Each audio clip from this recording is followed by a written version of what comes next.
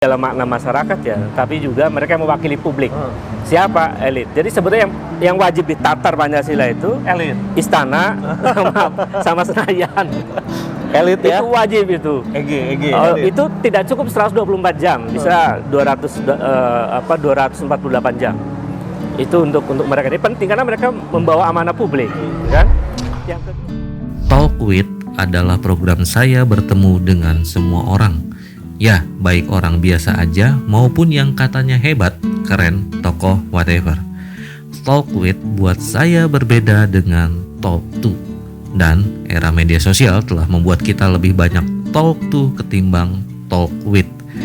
Di talk with, kamu bisa berdiskusi serius, santai, bahkan curhat hal-hal yang penting dan gak penting. Ya, anggap aja saya tempat sampah. Keep santuy.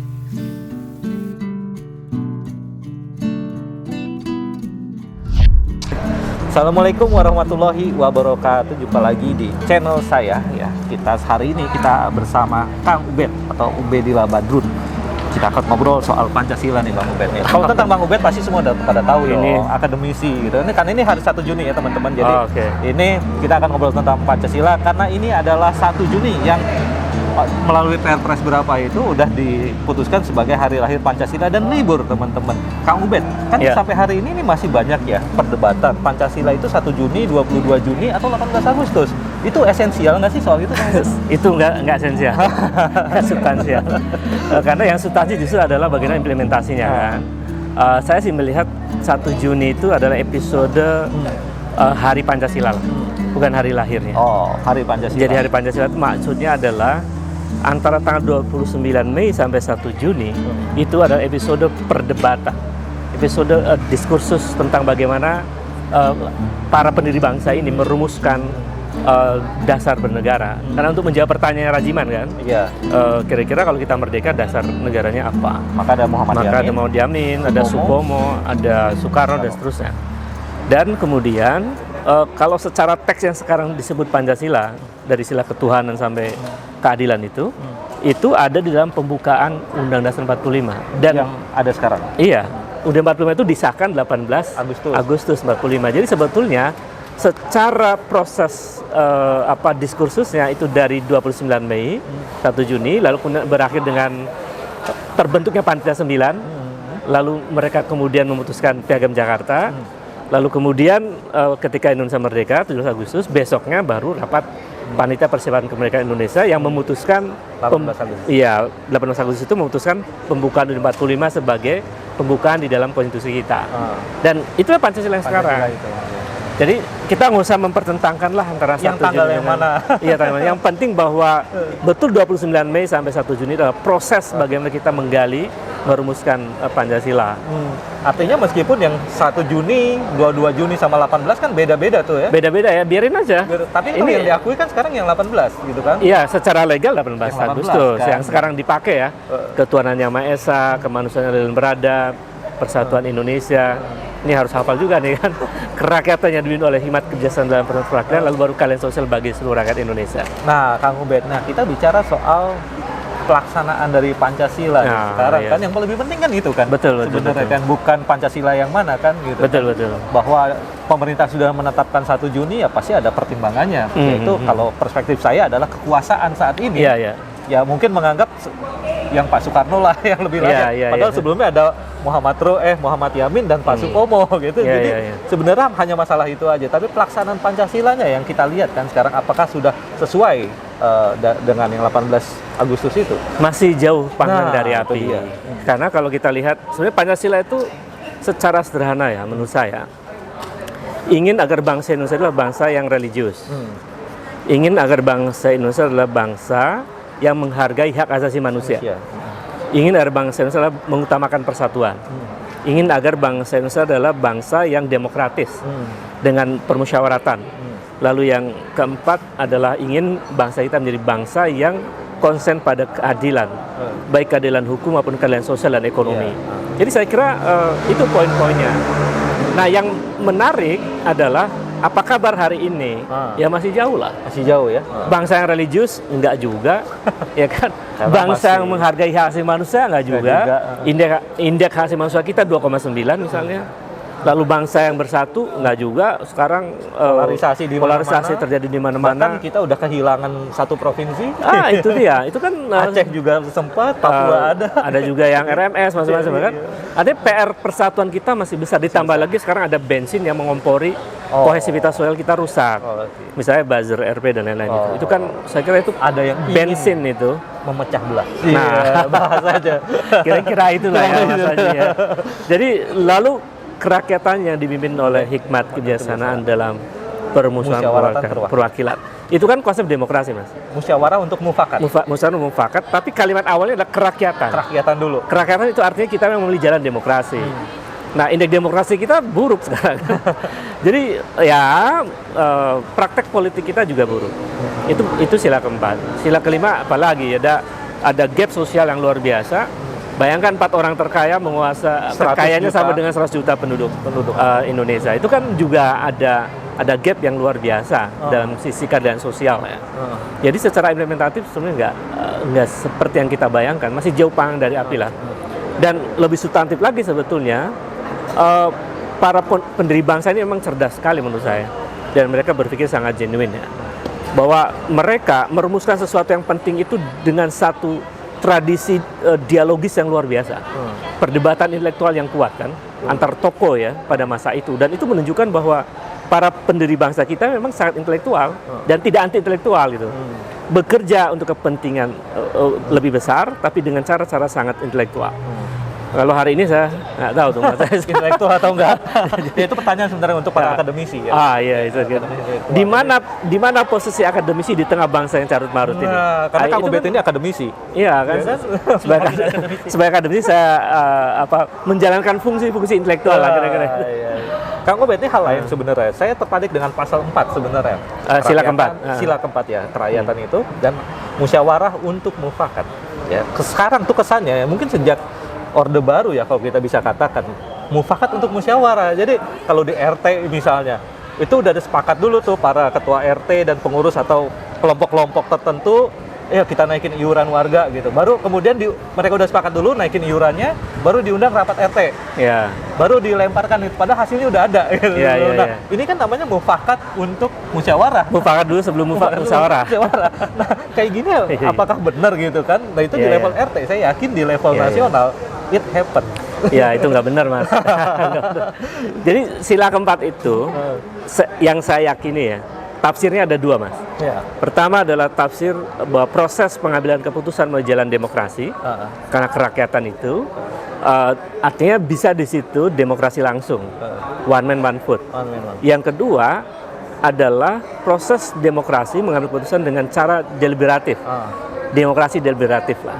Deliberatif itu kan membuka ruang diskursus deliberatif. dengan musyawarah itu, musyawarah mufakat itu. Jadi musyawarah itu ruang di mana perdebatan intelektual bisa terjadi. Jadi kita sebetulnya punya dua cara itu. Itu yang kemudian menyebabkan mengapa kita ada DPR, Dewan Perwakilan Rakyat, lalu melalui pemilu dipilih oleh rakyat. Itu tafsir atas kerakyatan. Jadi kita pemilu itu nggak ada masalah. Kemudian yang kedua musyawarah mufakat, maka kemudian turunannya ada MPR, Majelis Permusyawaratan Rakyat, bukan Majelis Perwakilan Rakyat, tapi permusyawaratan, karena dia menjadi majelis tertinggi. Itu semangat awal dari berdirinya negara, versi UUD 45 yang asli ya, yang di awal itu. Itu kan semangatnya luar biasa sebetulnya. Menurut saya ini sangat otentik. Jadi para pendiri bangsa itu menggabungkan antara pemikiran modern Eropa, Amerika dengan pemikiran otentik yang lahir dari bangsa kita dengan konsep musyawarah itu. Jadi demokrasi kita tidak ditolak, kita tidak menolak, tapi juga proses-proses musyawarah yang sangat dialogis menjadi utama di dalam penyelenggaraan negara kita. Jadi musyawarah yang sesungguhnya itu adalah memberi ruang terbuka bagi perbedaan pemikiran, bukan mufakat dulu baru musyawarah Mas. Nah itu kan bahaya. Karena kan cost-nya kalau musyawarah dulu jadi gede kali ya. Itu dia. Tapi mufakat dulu juga besar kali. Kan misalnya tiba-tiba ada undang-undang tuh dibikin malam-malam, diketuk. Luar biasa itu. Mufakatnya ya. Mufakat dulu ya, berapa itu? Nah, ini kita akan nyambung sebenarnya ke P3 yang undang-undang P3. Oh iya yang betul. baru 24 Mei kemarin diketok ya. Itu kan salah satunya selain meloloskan metode omnibus ya dalam pembentukan undang-undang, juga partisipasi bermakna. Partisipasi bermakna ini kan sebenarnya mengecilkan mufakat itu kalau menurut saya gitu. Musyawarah itu kan artinya kan. Ya, jadi mungkin kalau Kang Ubed ada pandangan sedikit tentang itu ya nggak apa-apa juga, tapi kalau enggak apa-apa. Saya kira ini kekeliruan lagi ya. Parah P3 nih, P3 ya. Jadi Mahkamah Konstitusi itu sudah memutuskan bahwa Undang-Undang Cipta Kerja itu tidak konstitusional. Artinya melanggar konstitusi Undang 45. Lalu diamanahkan untuk direvisi. Tapi dalam waktu 2 tahun. Ini juga logikanya parah itu, Mas. Kenapa 2 tahun nggak cukup? Ya, maksudnya kalau sudah tidak konstitusional ya batal itu undang-undang. Ngapain Kan jalan tengah katanya setengah-setengah tuh. Ini sama saya begini, Mas. Buat aturan dilarang nyolong ya. Tapi 2 tahun kamu nyolong dulu.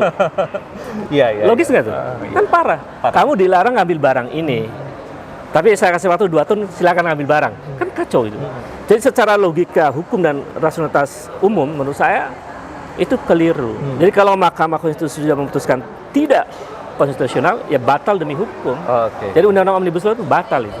Termasuk P3-nya ini gimana? Nah, di tengah situasi itu, DPR harusnya mengerjakan memperbaiki Undang-Undang Cipta Kerja, tapi dia memperbaiki P3. Iya. Ya, jadi teman-teman cukup seru ya nih, tapi karena kita mau mulai acaranya dan udah mulai banyak ya teman-teman. Kang Ubed, jadi apa yang ingin Kang Ubed sampaikan ini sebagai terakhir ya terkait dengan pemahaman kita akan Pancasila dan pelaksanaan Pancasila? Saya kira Pancasila itu mesti diedukasi kepada publik. Bukan hanya publik dalam makna masyarakat ya, tapi juga mereka yang mewakili publik.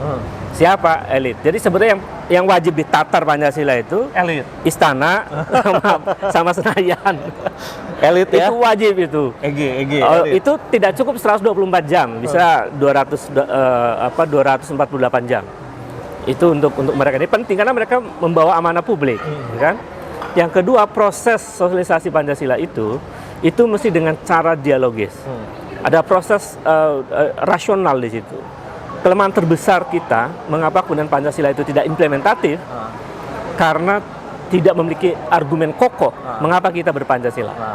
Jadi saya kira rasionalitas kita berpancasila itu menjadi sangat penting. Kita menemukan kembali. Iya, berat banget dong. Ya, menemukan kembali argumen kuat mengapa kita berpancasila. Waduh. Itu penting. Itu kan sebetulnya mirip kalau pendekatannya Parson itu kan itu konsensus lah. Konsensus. Ya? Pancasila konsensus. Kita kan hidup memang harus pakai konsensus, pakai aturan. Nah, aturan itu dipegang bersama untuk menjalankan jalannya negara kan. Karena dia sebagai sebuah konsensus, maka konsensus itu akan diterima oleh rakyat, oleh semua orang. Ketika ada rasionalitas di situ. Rasionalitasnya jangan-jangan ini penolakan kreatif, karena budaya itu kan penolakan kreatif. Ada budaya Sunda karena nggak mau mengambil budaya Jawa, nggak mau ngambil budaya Betawi. Pancasila ada karena nggak mau ngambil negara Islam, nggak mau ngambil negara Barat. Nah, saya kira di situ Pancasila itu kan Bhinneka Tunggal Ika, Mas. Persatuan Indonesia ada Bhinneka Tunggal Ika. Kemudian di situ maknanya juga bahwa Pancasila itu membuka ruang, kalau saya sebutnya sebagai ideologi inklusif. Jadi ternyata sudah menemukan. Jadi Pancasila itu ideologi inklusif. Karena dia terbuka dengan seluruh proses ideologi yang berkembang di dunia, tapi dia dibatasi dalam konsep 5 sila itu, Mas. Jadi memang sebagai ideologi inklusif, dia berhak diletakkan di meja perdebatan. Dan saya melihat sebagai sebuah konsensus ideologis, ini luar biasa sebenarnya Pancasila. Karena dengan cara itu orang bisa duduk bersama. Tapi Pancasila juga nggak anti agama, Mas.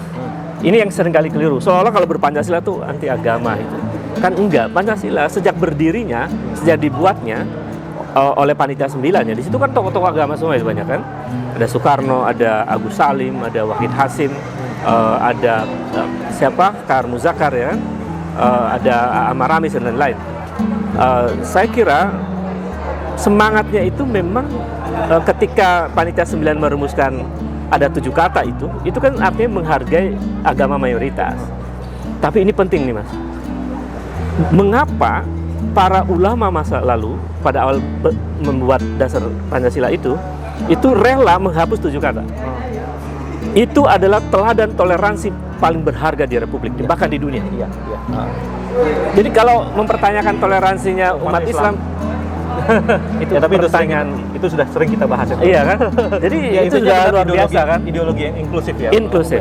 Dan memang kita harus menemukan rasionalitasnya kembali, dan saya yakin ya kita bisa menemukan, asal itu tadi kita mau membuka ruang-ruang dialog. Betul, betul. Demokrasi deliberatif tadi. Kan? Betul, betul, betul. Dan di dalam konten saya sebelumnya ada juga tentang bagaimana sosial media justru melemahkan demokrasi, khususnya demokrasi deliberatif. Nah itu dia. Hal yang lain. Tapi itu panjang lagi Ya, nanti. banyak lagi temanya khusus. Oke. Karena ada buzzer RP dan sebagainya, itu betul, melemahkan. betul, gitu. betul.